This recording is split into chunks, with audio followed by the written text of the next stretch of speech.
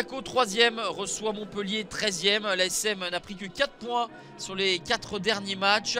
Et au sortir d'une défaite au Parc des Princes, il y a la volonté pour les joueurs d'Adi Hutter de se relancer face à une formation montpelliéraine battue par Brest à la Mosson, puis tenue en échec quelques jours plus tard, toujours sur sa pelouse, par Clermont en match à rejouer. De fait, Montpellier n'a plus que 2 points d'avance sur la zone rouge.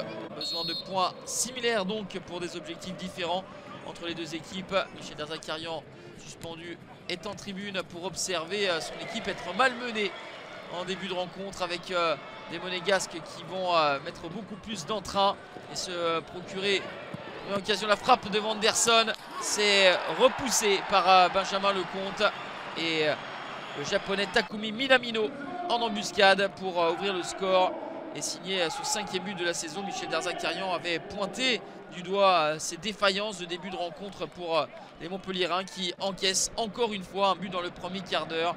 C'est le 6e but concédé dans les 15 premières minutes pour les Montpelliérains, qui essayent de réagir malgré tout dans la foulée avec El Tamari qui va buter sur Philippe Keun. Superbe intervention du gardien suisse de l'ASM.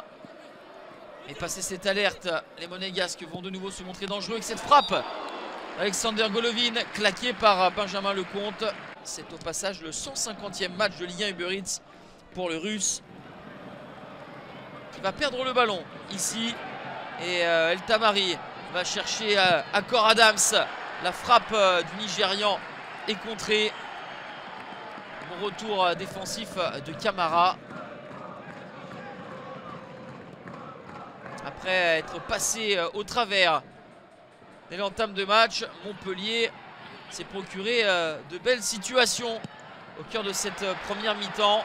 Mais il manque ce soupçon de réussite et le geste juste pour parvenir à égaliser. 1-0 à la pause pour Monaco.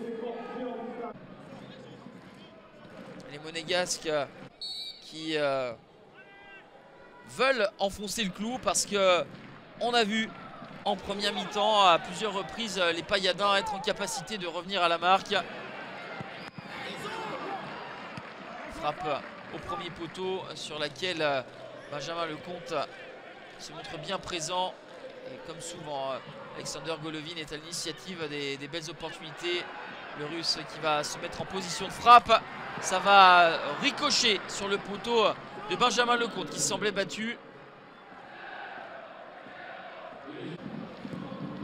Monaco qui s'était incliné 4-0 à domicile face à Montpellier la saison dernière, est un petit peu plus en maîtrise cet après-midi et va se retrouver en supériorité numérique à 20 minutes de la fin. La faute de Kiki Kouyaté, carton rouge sorti par Monsieur Stinat à la 74e minute, sortie de Folarin Balogun et entrée de Wissam Ben Yedder. Montpellier n'a toujours pas dit son dernier mot et les défenseurs monégasques sont héroïques pour aider Philippe Keun. On avance dans cette partie et les Montpelliérains qui ont raté à plusieurs reprises l'opportunité d'égaliser vont être punis à la 91e minute. Wissam Ben Yedder va sceller le score. 2-0, 6e but de la saison pour Wissam Ben Yedder. 2-0, ce sera le score final pour Monaco, qui signe une 6e victoire en 7 matchs à Louis II. L'ASM 3e revient à 2 points de Nice. 3e revers de suite en déplacement pour Montpellier, 1 point devant la zone rouge.